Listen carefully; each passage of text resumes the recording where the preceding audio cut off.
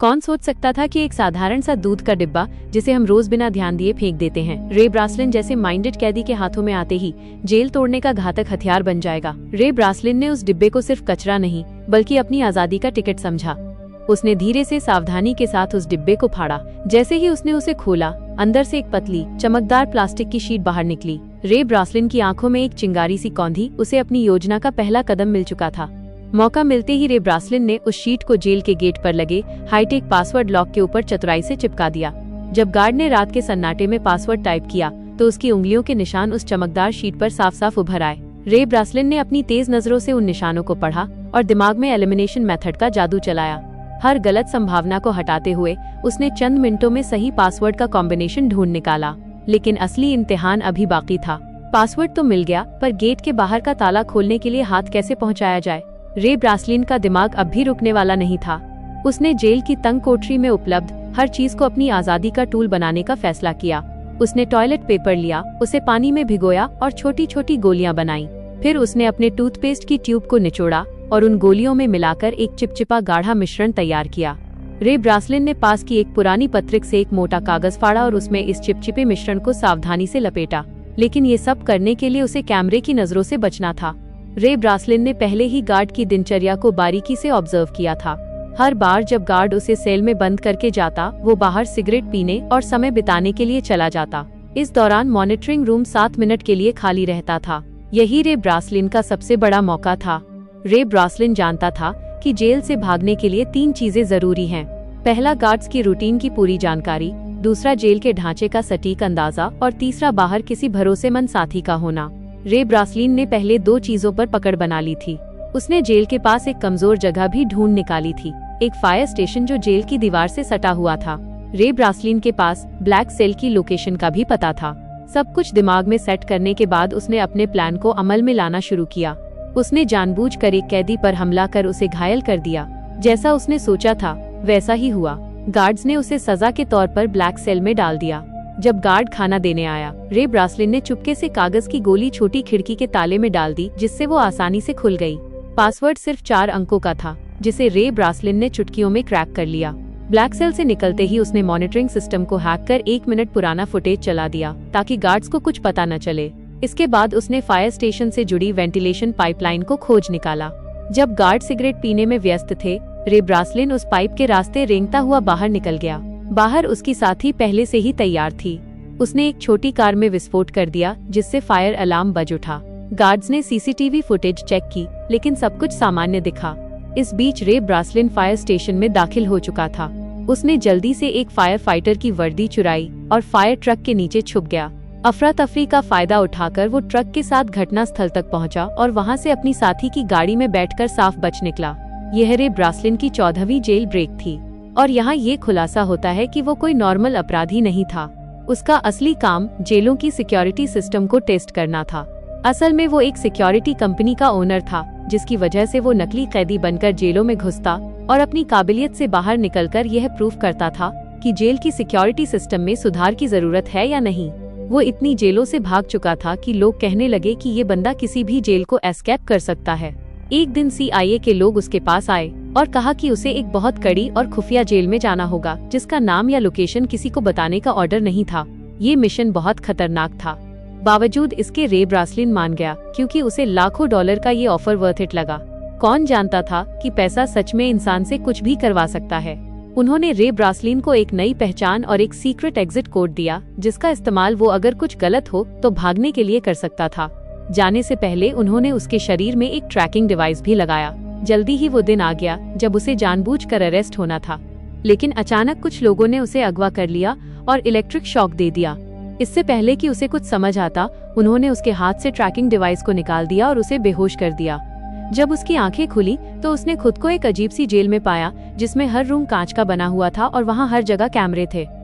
उसके आसपास सभी कैदियों को भी ऐसे ही 24 घंटे सुपरविजन में रखा गया था। ये जेल पूरी तरह से हवा में लटकी हुई थी, जिससे कोई भी कैदी जमीन खोदकर भागने का सोच भी न सके। ये देखकर रे ब्रासलिन को तुरंत समझ आ गया कि वो एक बुरी सिचुएशन में फंस चुका है। वहाँ से जितना जल्दी हो सके निकलने के लिए उसने सीक्रेट कोड बोला, लेकिन जेल का जेलर एक टेढ़े दिमाग का आदमी निकला। उसने बिना कुछ सुने रे ब्रासलिन को फिर से बंद कर दिया। अब यहाँ ये राज सामने आता है कि जेलर किसी ऐसे आदमी से मिला हुआ था जो रे ब्रासलिन का दुश्मन था। कुछ देर बाद उसने देखा कि यहाँ के गार्ड्स पूरी तरह से हथियारों से लैस हैं और चेहरे पर काले मास्क लगाकर घूमते हैं, और गार्ड्स की संख्या भी कैदियों से बहुत ज्यादा थी, जिसकी वजह से उनका जब मन करता वे किसी को भी मारने या पीटने लग जाते। वहीं कैदियों को टॉर्चर करने के लिए एक भयानक कमरा बनाया गया था, जहां अंदर जाते ही तेज रोशनी से आंखें चकाचौंध हो जाती थीं। इसके अलावा वहां का तापमान भी बहुत ज्यादा था, लेकिन इसके बावजूद दर्द को सहते हुए रे ब्रासलिन जैसे तैसे पूरे कमरे की जांच पड़ताल करने लगा। तभी मुआयना करते हुए उसकी नजर फर्श पर स्टील प्लेट से जुड़ी कील पर पड़ी। उसी मोमेंट उसके दिमाग में एक आइडिया आया और बाहर निकलने के लिए उसने प्लान बनाना शुरू कर दिया। अब जेल से बाहर निकलने के लिए उसे किसी की सख्त जरूरत थी। जैसे ही उसने अपनी पहचान बनानी शुरू की, तभी टाइसन नाम का एक आदमी उससे दोस्ती करने आ गया। उसकी आंखों में अलग ही चमक थी। उसने सीधे पूछा, क्या चाहिए तुझे? रे ब्रासलिन ने भी कुछ नहीं छुपाया और सीधा कहा, मुझे एक चमकीली आयरन शीट चाहिए जो रोशनी को रिफ्लेक्ट करे, और अगर तुम मुझे ये लाकर देते हो तो हमारी दोस्ती पक्की समझो। इस पर टाइसन भी राजी हो गया। इसके बाद वो सीधा जेलर के पास पहुंच गया और उसे उल्टा सीधा कहने लगा, जिससे टेढ़े दिमाग का जेलर गुस्से में आकर उसे वाटर टॉर्चर देने लगा। हालांकि इसी बीच टाइसन ने चालाकी से उस कमरे का ड्रेन कवर निकाल लिया। काफी मार खाने के बाद उसने वो कवर रे ब्रासलिन के हवाले कर दिया। रे ब्रासलिन को लगा, वाह, ये आदमी तो काफी शातिर खिलाड़ी निकला। टाइसन से इम्प्रेस होकर उसने अपनी असली पहचान बता दी कि मैं एक जेल ब्रेकर हूँ। इसी के साथ उसने अपना एनालिसिस भी बताया कि इस जेल का स्ट्रक्चर वर्टिकल है, जिसका मतलब ये जेल अंडरग्राउंड में बनाई गई है। दरअसल जब रे ब्रासलिन टॉर्चर रूम में था तो उसने जमीन के नीचे से पानी की आवाजें सुनी थी, जिसका मतलब वहाँ एक पानी की पाइपलाइन हो सकती है जिससे उन्हें भागने का रास्ता मिल सकता है। इस सब के बाद टाइसन ने जानबूझकर जेल के गुंडे मार्को ब्रदर्स से पंगा ले लिया। उधर रे ब्रासलिन ने एक रोटी को हथेली में छिपा लिया। फिर जैसे ही मार्को के आदमियों ने जेल में मारपीट मचाई, प्लान के अकॉर्डिंग दोनों को टॉर्चर रूम में डाल दिया गया। वहां पहुंचते ही रे ब्रासलिन ने फौरन ड्रेन कवर निकाला और उसकी रिफ्लेक्शन से कीलों पर फोकस डाला। देखते ही देखते हाई टेम्परेचर की वजह से वे कीलें पिघलकर बाहर निकलने लगीं और एक एक करके कुछ ही सेकंडों में उसने सभी को निकाल लिया। फिर उसने रोटी का टुकड़ा मुंह में डालकर टाइसन को इशारा किया ताकि वो गार्ड का ध्यान अपनी तरफ खींचे। इसके बाद टाइसन ने अपना काम शुरू कर दिया, जिससे जेलर का ध्यान उसकी तरफ चला गया। वहीं रे ब्रासलिन ने तुरंत गीली रोटी को सीसीटीवी कैमरे पर चिपका दिया ताकि अंदर की फुटेज न दिखे। फिर वो फ्लोर से नीचे उतर गया और पाइपलाइन में चढ़ते हुए आगे बढ़ने लगा, लेकिन बदकिस्मती से रास्ते में गलती से एक तार टूट गया, जिससे पानी बाहर आने लगा। आखिरकार जब वो ऊपर पहुंचा तो उसके पैरों तले जमीन खिसक गई, क्योंकि ये जेल जमीन के नीचे नहीं बल्कि समुद्र के बीचों बीच पानी की एक विशालकाय शिप में थी, जहां से भाग पाना नामुमकिन था। इस बीच पानी लीक होकर जेल के अंदर भरने लगा, जिसकी वजह से टॉर्चर रूम के कैदियों को रिहा कर दिया गया। खुशकिस्मती से रे ब्रासलिन गार्ड्स की नजरों से छिपकर समय पर वापस आकर बच गया। हालांकि दूसरी ओर एक नई मुसीबत उसका इंतजार कर रही थी। दरअसल जेलर को फर्श पर छोड़ी गई कीलें मिल गईं, जिससे वो समझ गया कि रे ब्रासलिन ने जेल तोड़ने की कोशिश की है। उसके बाद उसने फौरन एक आदमी को कॉल लगाया, जहां ये राज खुला कि रे ब्रासलिन को इस जेल में फंसाने वाला कोई और नहीं बल्कि उसका बिजनेस पार्टनर लेस्टर निकला, जिसने कंपनी के लालच में आकर ये साजिश रची थी। अब अगले दिन किसे पता था कि रे ब्रासलिन के ऊपर टॉर्चर के बादल मंडराने लगेंगे। जब जब वो सोने की कोशिश करता, गार्ड्स उसे जगा देते और इसका फायदा उठाकर वो उसे खूब मारते पीटते भी थे। ऐसे ही कई दिन बीत गए। रे ब्रासलिन पूरा दिन बेहोशी और थकान में रहता। आखिरकार उसकी हालत देखकर गार्ड्स उसे रोज मेडिकल रूम ले जाने लगे। कितने जख्म, कितनी दर्दनाक यादें, कितनी टूटी उम्मीदें, फिर भी वो अपनी लड़ाई लड़ता रहा। डॉक्टर भी उसे देखकर दंग हो जाता था। कुछ दिनों के बाद टॉर्चर का सिलसिला खत्म हो गया और उसने फिर से प्लान बनाना शुरू कर दिया। दरअसल खाना खाने के बहाने वो टेबल के नीचे चोरी छिपे एक डायरेक्शन बताने वाली डिवाइस बनाने लगा। इसी दौरान उसने मार्को से मिलकर उसे अपनी टीम में शामिल कर लिया, जिसके बाद तीनों ने मिलकर एक ताबड़तोड़ प्लान बनाया।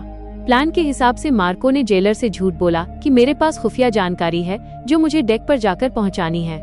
ये सुनते ही जेलर ने उसे डेक पर जाने की परमिशन दे दी। अब वहां पहुंचते ही मार्को ने डायरेक्शन डिटेक्टर से मेजर करना शुरू कर दिया, मगर रे ब्रासलिन के लिए इतना काफी नहीं था। उसने नोटिस किया कि फ्लश करते वक्त पानी घड़ी की उल्टी दिशा में घूम रहा था। अब सारे डेटा को एनालिसिस करने के बाद उसने कंक्लूड किया कि वो अभी नॉर्दर्न हेमिस्फीयर में है। फिर एक नए आए कैदी से पूछने पर पता चला कि अभी नवंबर का महीना चल रहा है। इसके बाद रे ब्रासलिन ने अपने बॉडी टेम्परेचर को ध्यान में रखकर अनुमान लगाया कि वहाँ का तापमान जरूर मोरक्को तट के आसपास का होगा। इतनी मशक्कत के बाद आखिरकार अंत में जाकर उन्होंने क्लियर लोकेशन का पता लगा ही लिया।